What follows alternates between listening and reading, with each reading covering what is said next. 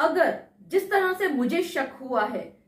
इसी तरह से अगर कोर्ट को शक हो जाता है और कोर्ट उससे दो बातें जोर से पूछ ले,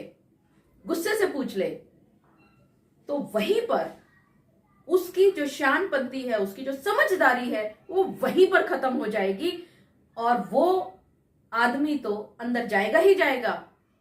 साथ ही साथ आप उसको झूठा गवाह के रूप में वहां जो पेश कर रहे हैं।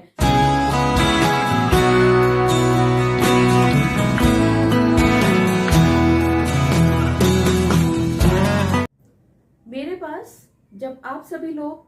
फोन किया करते हैं तो बहुत सारे लोग बहुत अजीब अजीब सी बातें भी पूछा करते हैं। आप सभी को मैं इस वीडियो के माध्यम से एक बात जरूर बताना चाहूंगी, क्योंकि मैं एक वकील हूं और मुझे पता है कि गलत बोलने का क्या परिणाम हो सकता है। तो आप सभी को भी ये बात ध्यान रखनी होगी कि अगर आप एक वकील से बात कर रहे हैं तो कोई भी वकील आपको गलत करने के लिए कभी भी ना तो बताता है, ना उकसाता है, ना समझाता है, लेकिन आप न जाने कौन सी बात को कहां से जोड़ करके एक नई बात बना दिया करते हो। और जब मेरे बहुत सारे सब्सक्राइबर्स या मेरे व्यूअर्स मुझे फोन पर बात किया करते हैं तो वो अक्सर ऐसा कुछ करने की भी बात किया करते हैं जिसका कोई लेना देना नहीं होता। अभी कुछ दिन पहले मेरे पास एक सब्सक्राइबर ने फोन किया और वो जब अपनी पत्नी से परेशान थे और जब मुझसे बातचीत कर रहे थे, मुझसे बातें पूछ रहे थे, तो उन्होंने कहा कि वो अपना खर्चा बचाने के लिए एक झूठा सर्टिफिकेट बनवा सकते हैं। तो मैंने यहाँ उनको समझाया कि झूठा सर्टिफिकेट तो बनाना बहुत आसान है, आप बना लेंगे, लेकिन साबित कैसे करेंगे, क्योंकि मैं जानना चाह रही थी कि असल में वो क्या कहना चाहते हैं। तो उन्होंने बहुत ही चतुरता से कहा कि वो साबित भी कर देंगे, उन्होंने सारी बातचीत कर ली है, सारी चीज की सेटिंग कर ली है। मेरा अगला प्रश्न उनसे यही था कि अगर आपसे आपकी इनकम टैक्स रिटर्न मांगी जाती है तो उस इनकम टैक्स रिटर्न जो कि आपकी पहले आप भर चुके हो, उसमें आप कैसे कोर्ट को सेटिस्फाई करोगे कि आप इतना कमा रहे थे। यानी कि आप अपनी पत्नी को थोड़ा सा पैसा कम देने के वजह से या थोड़ा पैसा बचाने की वजह से आप कोर्ट में झूठा एफिडेविट तक फाइल करने के लिए तैयार हो जाया करते हो। और इसी तरह से मेरे एक और सब्सक्राइबर ने मुझसे कहा कि उनका और उनकी पत्नी का कोर्ट के अंदर केस चल रहा है और उन्होंने एक ऐसे व्यक्ति को तैयार कर लिया है कि जो व्यक्ति उनके कहने पर कोर्ट में उपस्थित होने वाला है और वो ये बात कहेगा कि उनकी पत्नी का उस व्यक्ति से पहले से शादी हो चुकी है और उन्होंने बिना तलाक लिए इस सब्सक्राइबर से शादी कर ली है। मुझे 2-3 बार तक समझ में नहीं आया कि वो असल में क्या कह रहे हैं। मैंने उनसे बार बार पूछती रही क्योंकि मुझे वेरी फ्रेंकली बताऊं, मुझे ये नहीं समझ में आ रहा था कि एक नकली आदमी को एक नकली गवाह बना करके पेश करना चाह रहे थे, जो व्यक्ति ये कहेगा कि उस व्यक्ति ने उनकी पत्नी से शादी की थी और वो बिना तलाक किए अब जो उनकी पत्नी है, जो जिसके साथ वो पहले शादी की थी, झूठी, जो वो झूठा गवाह बता रहे हैं, उन्होंने अब उनको फंसा लिया। मुझे लगा था उनसे बातचीत करने के बाद कि वाकई में ऐसा हुआ होगा, तो मैं अपने हिसाब से उनको समझा रही थी कि ऐसे ऐसे आप कर सकते हैं, आप तलाक का केस दायर कर सकते हैं, और बल्कि आपको तलाक का केस भी यहाँ दायर करने की जरूरत नहीं है, क्योंकि आपकी जो पत्नी है पहले से शादीशुदा थी और आपके पास वो गवाह भी है, तो आप कोर्ट में उनको उपस्थित कराइए। ये आपके जो केस है वो बहुत ही मजबूत कर देगा और आपका तो बिल्कुल शून्य विवाह घोषित किया जा सकता है, क्योंकि हमारा कानून तो यही कहता है कि अगर कोई व्यक्ति बिना पहले पार्टनर से, बिना जो भी उसका पति या पत्नी था उससे बगैर कोर्ट में तलाक लिए अगर वो किसी अन्य के साथ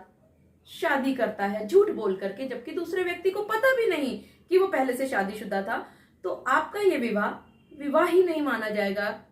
कोर्ट की नजर में, कानून की नजर में। तो आपका विवाह बहुत आराम से शून्य घोषित हो जाएगा। लेकिन जब उन्होंने मुझसे और 2-4 बातें की तो मुझे कुछ गड़बड़ लगी एंड मैंने उनसे बहुत साफ साफ पूछा, मुझे आपकी बात समझ में नहीं आ रही है, आप मुझे बहुत क्लियरली ये बात बताएं कि आप असल में कहना क्या चाह रहे हैं। खैर आखिरकार उन्होंने फिर लास्ट में मुझे ये बताया कि वो इस तरह से एक झूठे गवाह को कोर्ट में उपस्थित करने की बात कर रहे थे।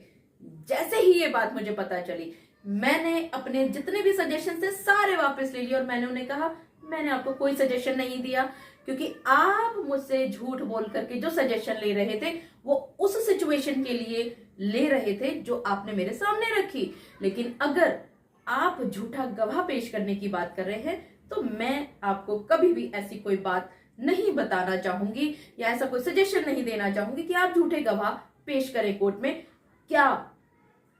फिर मैंने यहां पर उस सब्सक्राइबर से पूछा कि क्या आप ये सोच सकते हैं कि आप जो कह रहे हैं, जिस गवाह को आप झूठा कोर्ट में कुछ पैसे दे करके, नेचुरली कुछ पैसे दिए होंगे, कुछ पैसे दे करके आप वहां पर खड़ा कर रहे हैं,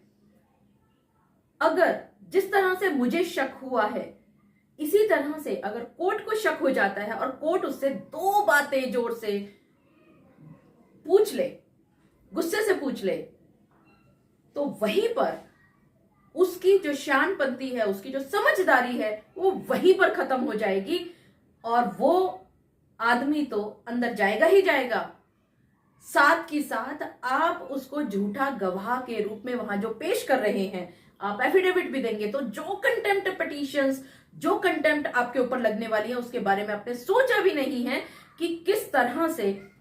कोर्ट का रवैया आपके प्रति होगा। और जो आप अभी अपनी पत्नी से तलाक के केसेस या मेंटेनेंस के केसेस या डीवी के केसेस, 498 के केसेस में जो आप भुगत रहे हो वो तो सब धरे के धरे रह जाएंगे, बल्कि अब कोर्ट के सामने आपका एक खराब चेहरा आ जाएगा और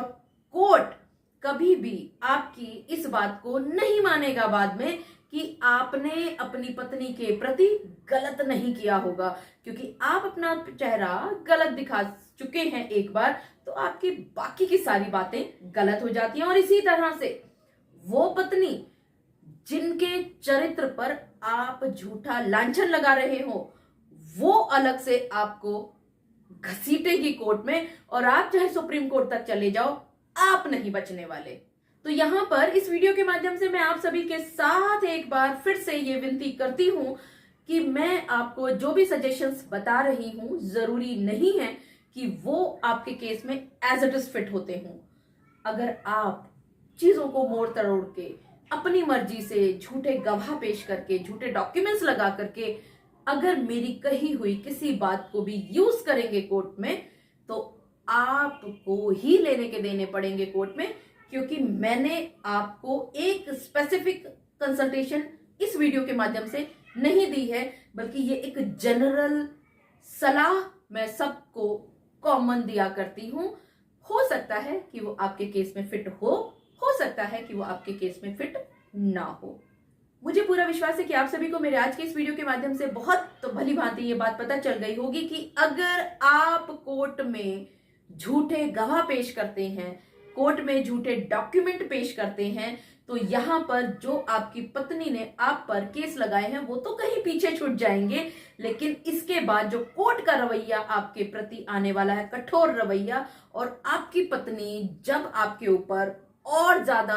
क्रिमिनल केसेस की भरमार करने वाली है, तो आपको कोई बचाने वाला नहीं मिलेगा। मुझे पूरा विश्वास है कि आप सभी को मेरा आज का वीडियो भी बहुत अच्छा लगा होगा। अगर आपको मेरा आज का वीडियो भी अच्छा लगा तो इसको लाइक, शेयर और कमेंट करना ना भूलेगा। और हाँ, अगर आप मेरे चैनल के लिए नए हैं तो इसको जल्दी से जल्दी सब्सक्राइब कर दीजिएगा, ताकि आपको इसी तरह के लीगल इन्फॉर्मेटिव वीडियोस की नोटिफिकेशन सबसे पहले मिल सके। अपना और अपने परिवार का बहुत अच्छी तरह से ध्यान रखिएगा। Thank you, take care, bye bye.